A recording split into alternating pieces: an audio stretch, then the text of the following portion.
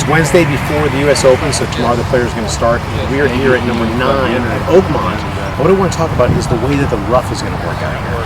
So the fairways are very, very firm, very tight. So when these players hit the ball in the fairway, if it's not right down the middle, the ball's going to want to come over towards the rough. And if you look over here, you can see there are actually 3 cuts of rough under the golf course. There's a first cut of rough that's going to be a flyer type rough. It's not really long. It looks like it's about 4 or 5 feet in width, and that's going to stop the ball from coming into the really heavy rough as long as they don't hit it too much offline. So the disadvantage of hitting it into that rough, that first little cut of rough, is going to be a flyer lie that the players are going to get. What's going to happen is when they hit a ball in that rough, the ball is not going to want to stop when it gets to the green because it's not going to have enough spin on it. If they hit it through that first little cut of rough, then there's another cut of rough, and it looks like it's about 4 inches deep. And that cut of rough is going to be a little bit tougher because a player won't know if they're going to just get a flyer lie where the ball comes out hot and won't spin, or they may have a shot where that rough's going to get very much between the club face and the ball, and the ball won't travel as far. So that's going to be a really unpredictable situation within the second cut. Then the third cut of rough is one you may have heard about. It looks like it's about 8 inches thick already. So if I drop a ball here, you can see it's pretty much gone. So players who hit a ball into that cut of rough, they are going to be in a situation where they're going to have to pull out a sand wedge or a lob wedge and just get the ball back into the fairway. So if you imagine a player is over here to the right of number 9, and they're in this rough trying to get it on that hole location, there's virtually no way they can even advance the ball that far, and they certainly would never be able to hold the ball on the green. By the way, the greens, I don't know how fast you would say they are on a step meter, but they're very, very hard, they're very, very fast, and they're very, very undulating. So these guys are going to be set up. If they're in the fairway, they'll have a chance to hold these greens. But if they're not in the fairway, things are going to be really, really tough for them. So what's going on is he's directing his caddy and having his caddy set up a target for him for where the hole locations will be. And he's trying to play different types of shots so he's going to be ready for the shot he faces come tournament time. So you see his caddy over on the left there, and he's got a lofted wedge. Now I've got a tee here right between these two gentlemen right up in front of us. So it looks like he's going to that tee. There he is. He kind of hacked out of the rough, and he did not carry it far enough. So the ball did not reach the little downslope. Look, it's coming back right back to him. Look at this. I hope you can see this. Right back to him. So now he's going to try it again.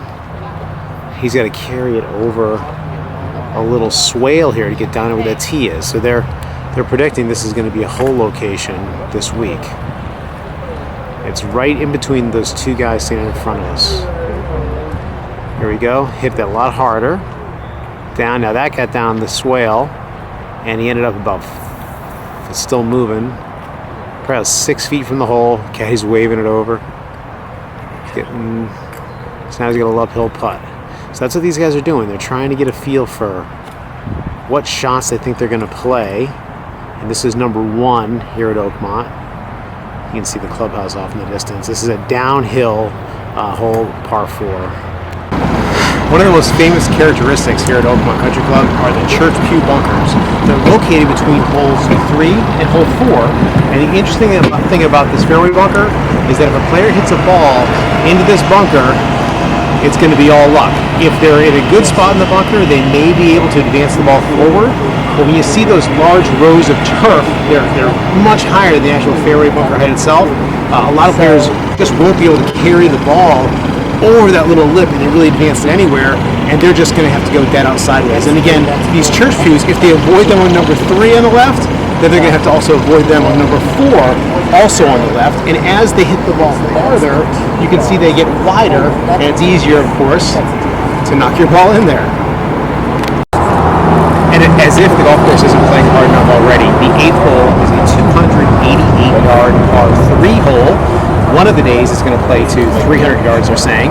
And by the way, over my shoulder is Danny Willett, who is our 2016 Masters champ, and the only person who still has an opportunity to win this year's Grand Slam. Here's Danny Willett on hole number 8, working on some practice shots out of the bunker here. It's a long bunker shot. See if he can get this to come out and release towards the hole a little bit.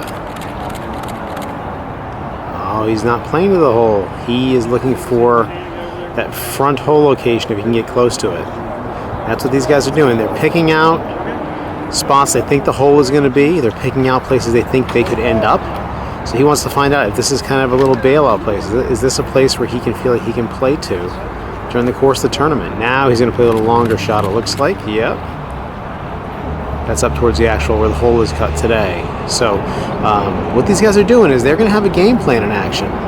They have ideas how they're going to be able to play shots from different areas. And notice, for those of you who don't rake bunkers, this guy's a tour player. He's raking his own bunker.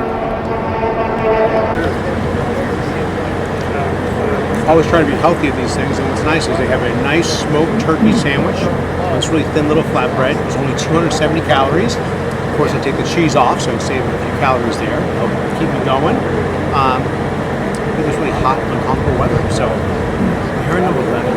And number 11 is a really wide fairway. And from down near the tee box, I'm thinking, boy, this hole looks so easy for these guys.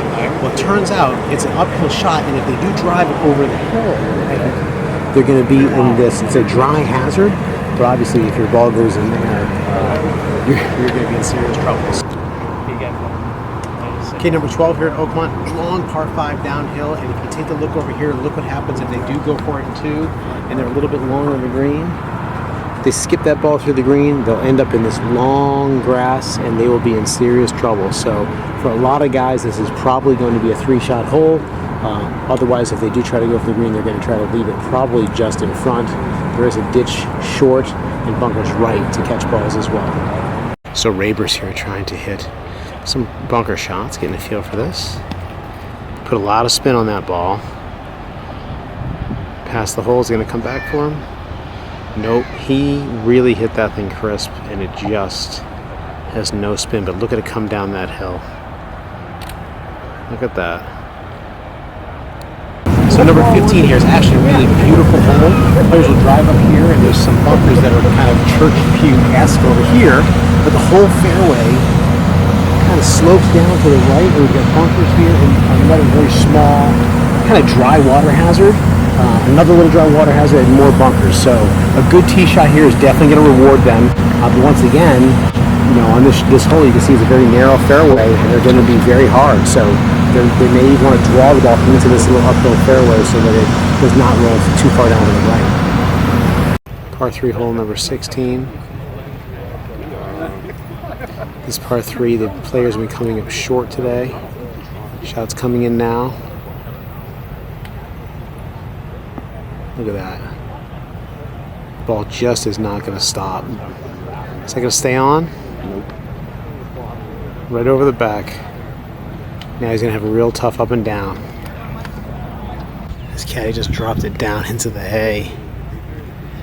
So this is a shot where the cracks are hitting out of the hay. Number 16. So he's not going to put any spin on it. This is going to be played like that bunker shot we talked about. Look at that. Nice and soft. Watch that ball roll. Good shot though.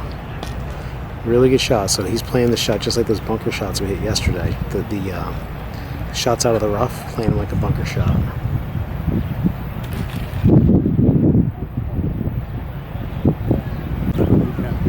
So just like we talked about yesterday, he's playing this little rough shot out of the side of the green. He's playing that greenside shot just like a bunker shot. No spin, he's just got to get a feel for how that ball's going to release out of there. So most importantly, what's really cool here about this event is I think what we can take away from it is you're going to see guys hit really good shots, and they're going to end up in bad situations. And the players that are able to put that behind them, the people who understand that everyone's going to have bad breaks and they can just carry forward, not worry about the last hole, those guys are going to have a chance coming in on Sunday. If you like this video, go ahead and give us a thumbs up for a like. And if you subscribe to our channel, you'll be notified by email each time that we produce a new instructional video. Right now, this is hole number 13. Behind me here is the end of Amen Corner.